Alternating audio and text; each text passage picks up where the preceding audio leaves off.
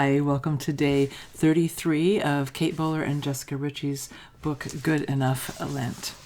Today's reflection is called The Cost of Caring. When I was young and joyfully selfish, my parents were very insistent that I learn to be charitable.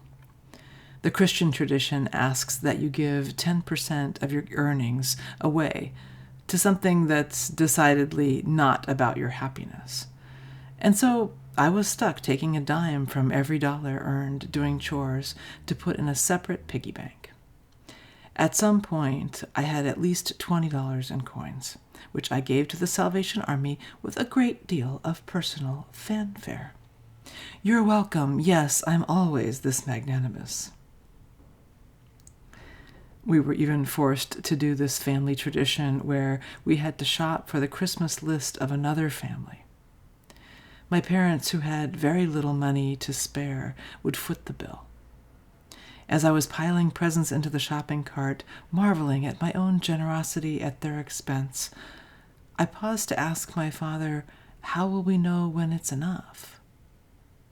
"Give until it hurts," he said, "then give a little bit more." In the last decade or so, our culture has become increasingly ambivalent about whether our values should hurt or not. Shouldn't everything make us happy? Doesn't this violate the inviolable laws of self-care? Our culture is so obsessed with boundaries that it pretends we can be untouched by pain and have lives of profound meaning. Take a bath. Call a friend. Wait, didn't you want to help save the environment too? Part of the confusion here lies in our understanding of the purpose of pain.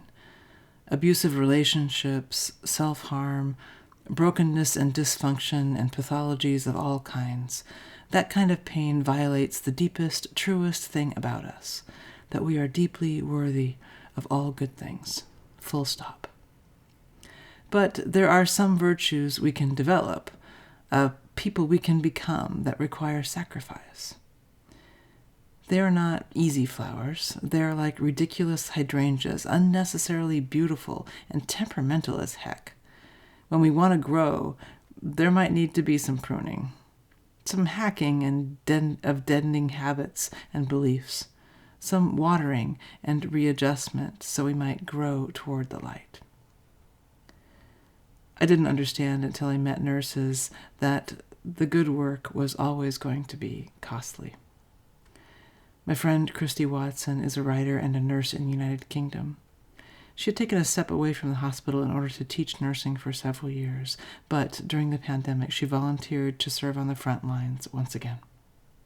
She absolutely didn't have to, but she felt the overwhelming desire to be of service. The days and nights were grueling. The death toll was staggering. Christy was exhausted but undeterred.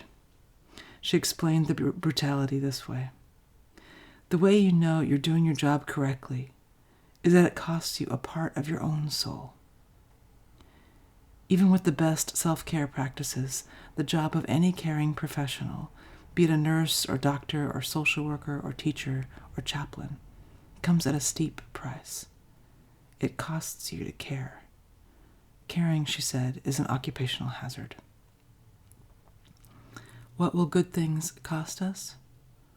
Hope costs us the satisfaction of cynicism. Love costs us selfishness. Charity costs us greed, which is fun, let's be clear. Didn't you see the 1980s Wall Street movies?